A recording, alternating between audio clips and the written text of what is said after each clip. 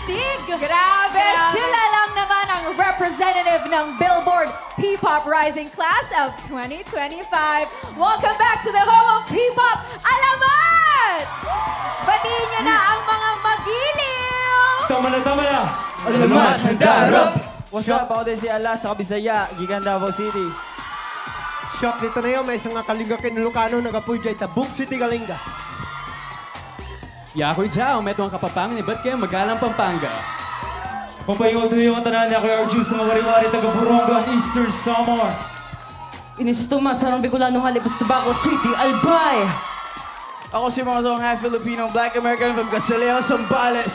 At kami ang Alamat! Hello mga magiliw! Na-amaze ako sa paraan ng pag-introduce nila. Pero alam nyo, sobrang personal talaga ng kanta nito. Dahil alam nyo ba mga kaayos, si Alamat Mo ang nag-compose. At si Alamat Alas naman ang nag-produce. And si Alamat Jao ang nag-choreo ng chorus. Guys, pakwento naman paano ba nabuo itong Luz Biminda?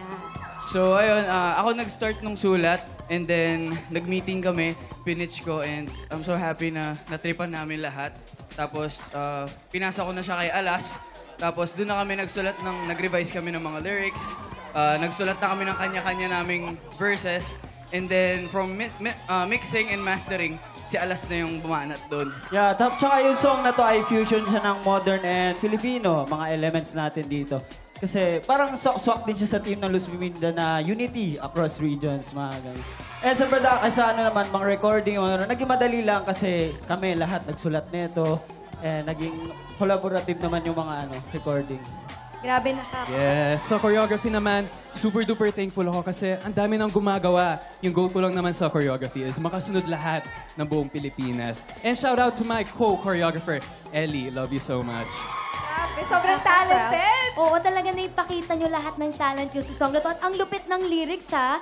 And it sounds very personal. Again, ano bang story ulit ng kanta na to aside dun sa na-show yung elements natin dito? Ayun nga, like you said, personal ito dahil binuo namin siya gamit yung boses namin as Filipino. At gusto namin iparating sa mga listeners na maging proud tayo kung saan man tayo galing. So, yun yung Luz Biminda.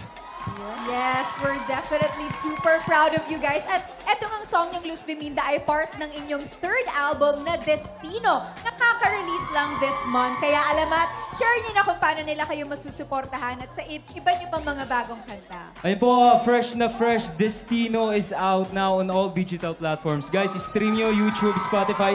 Available po yan. And to keep updated with Alamat, just follow us on our social media accounts. Just search alamat.official or alamat.ourname. And gusto ko lang i-shoutout din Headband. Malapit na din po yan.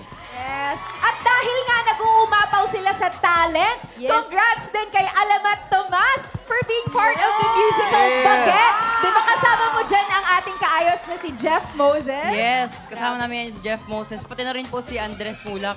Kaya abangan nyo po, January 2023, 2026 po next year. Sana po makapunta kayo. Grabe! Grabe na talaga. Thank you so much, Alamat. We love having you guys here always. Balik kayo, ha? And hashtag AOS, super sasaya talaga ang mga kaayos natin kapag nandito ang Alamat. Di ba, Magiliw? Di ba?